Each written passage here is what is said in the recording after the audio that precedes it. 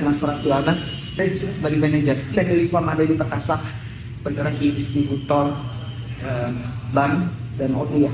Perkenalkan sebenarnya kami dari Universitas di Jakarta ingin mewawancarai seputar hal-hal mengenai perusahaan.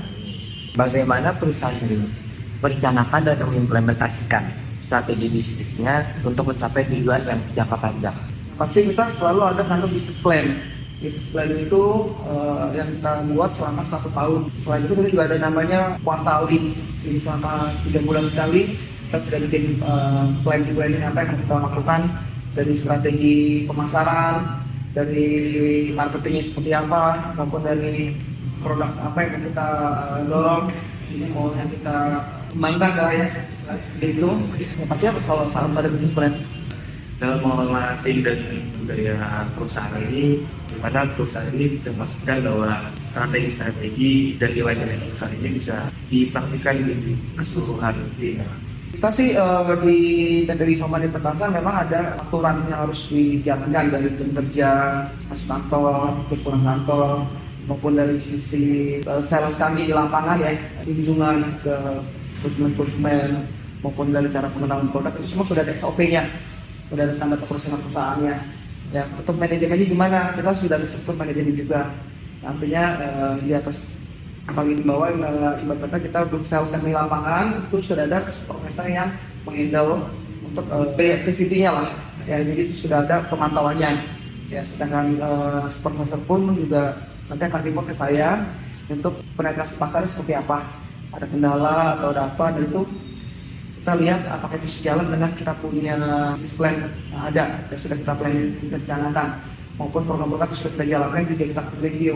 Nah, itu semua sudah ada sistemnya di kita. Jadi di peran teknologi, strategi bisnis perusahaan ini, dan bagaimana perusahaan ini bisa memastikan bahwa teknologi ini diimplementasikan secara efektif untuk mendukung tujuan bisnis.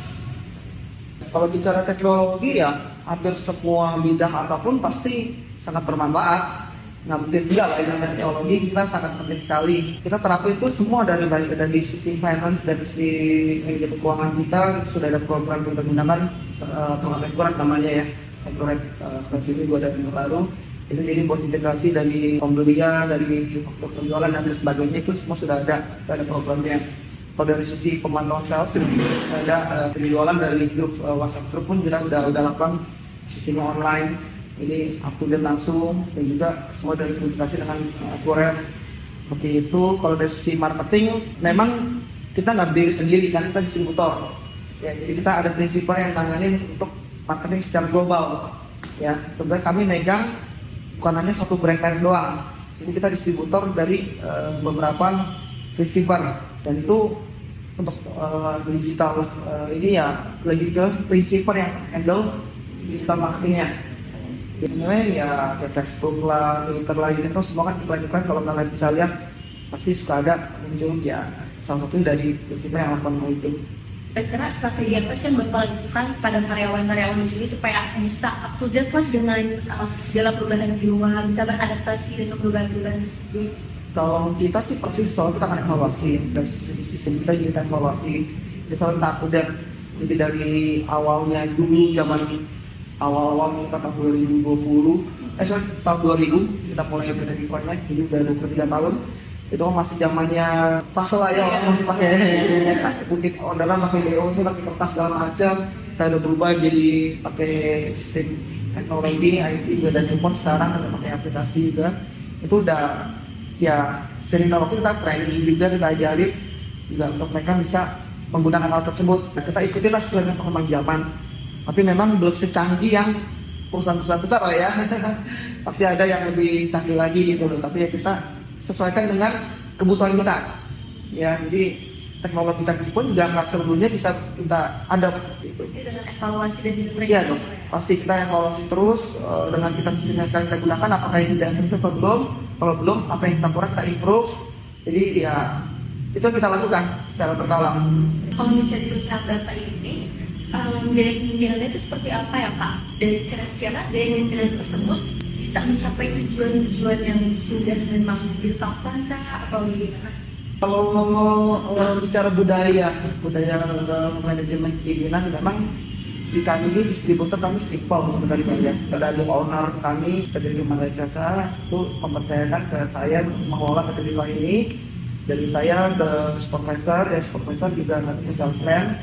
Ya kalau bicara budaya kepemimpinan di sini SOP jelas. Ya kalau bicara job desk mau sudah jelas. Ya tapi satu sisi juga kita juga lihat secara personal. Artinya nggak serta-merta kita menantang sebagai pemimpin atau sebagai leader ya hanya bisa diurut atau apa gitulah. Kita juga memperlakukan mereka ya sebagai keluarga di sini. Itu sih yang poinnya, karena bagaimana kita bisa kerja untuk enjoy, itu yang paling penting. Kita berlakukan ke sales kita, ke tim yang ada, sebagaimana untuk kita bisa saling bekerja sama. Ya, jadi ya walaupun struktur jelas, tapi pada saat bisa ada problem atau apapun ya kita jalan bareng. Di situ ya itu harus sama-sama kita handle di situ. Kalau sejauh ini Bapak tahun 2006 sampai sekarang kira-kira dari pemikirannya emang dari awal seperti itu atau belum juga? Tetap ada improve. Dimanapun harus berkembang dengan waktu ya. Kita nggak bisa dengan gaya dulu otoriter atau gaya itu karena awal-awal ya mungkin dulu seperti itu kita berubah dengan gaya humanity gitu kan, bagaimana kita bisa memperlakukan sales itu ya bukan sebagai objek tapi sebagai aset.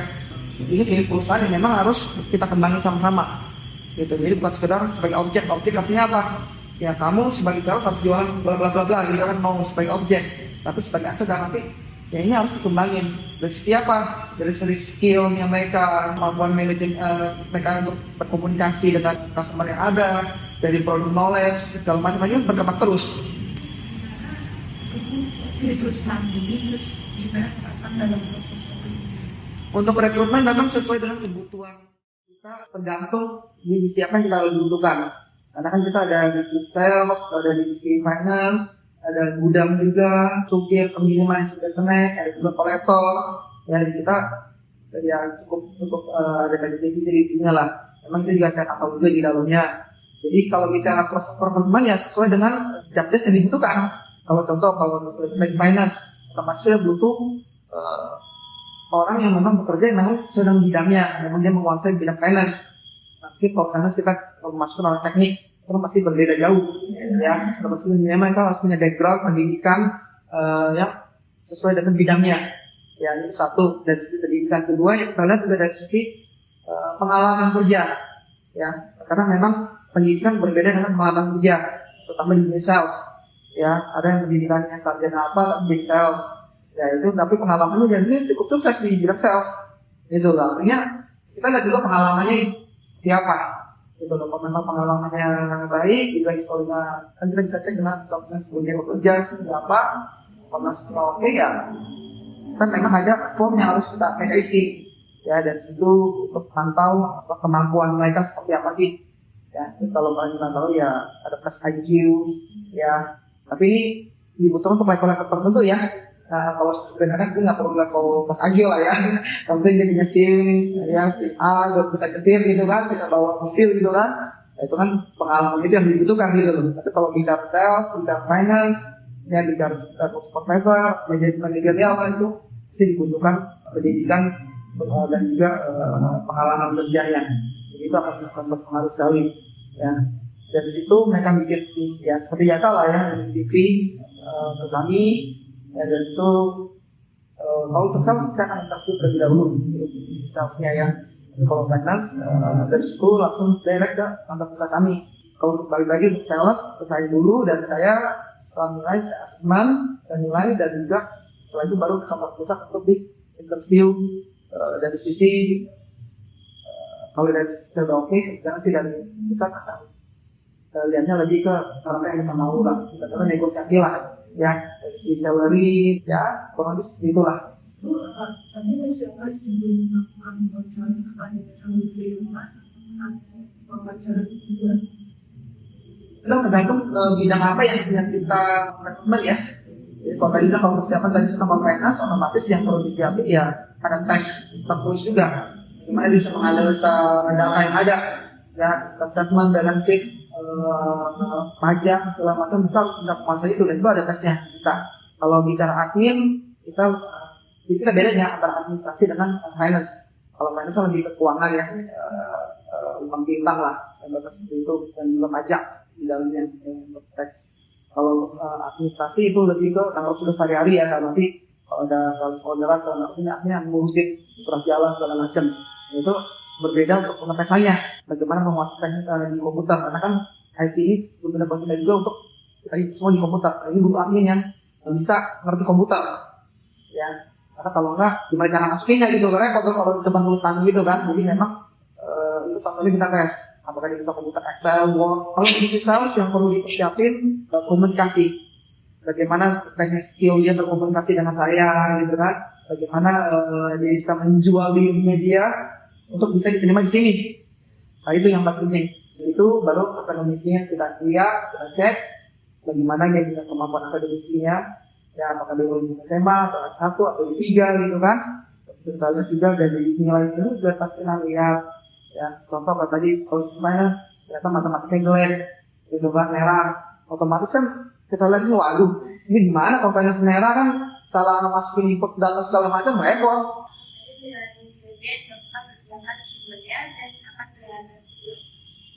Oke, penilaian kerja kalau di sales kita ada namanya target, ya kita ada target namanya target tahunan, target kuartalis dari saya sebut dari awal, juga target monthly bulanan, ya. Jadi bagaimana kita bisa achieve target, ya balik dari daily to daily-nya, ya active daily-nya. Jadi dipantau oleh supervisor, dan kita pun ada program Excel yang kita isi daily-nya, dan nilainya itu semua ada kita pantau. Ya. Nah, bagaimana kita bisa achieve? Ya pasti semua kesatuan ya di dalamnya ya.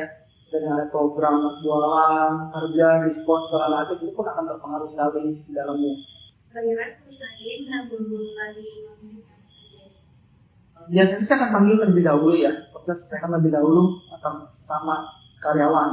Itu kalau memang misalkan tidak bisa, saya akan lari ke saya. Untuk kita cari solusi seperti apa.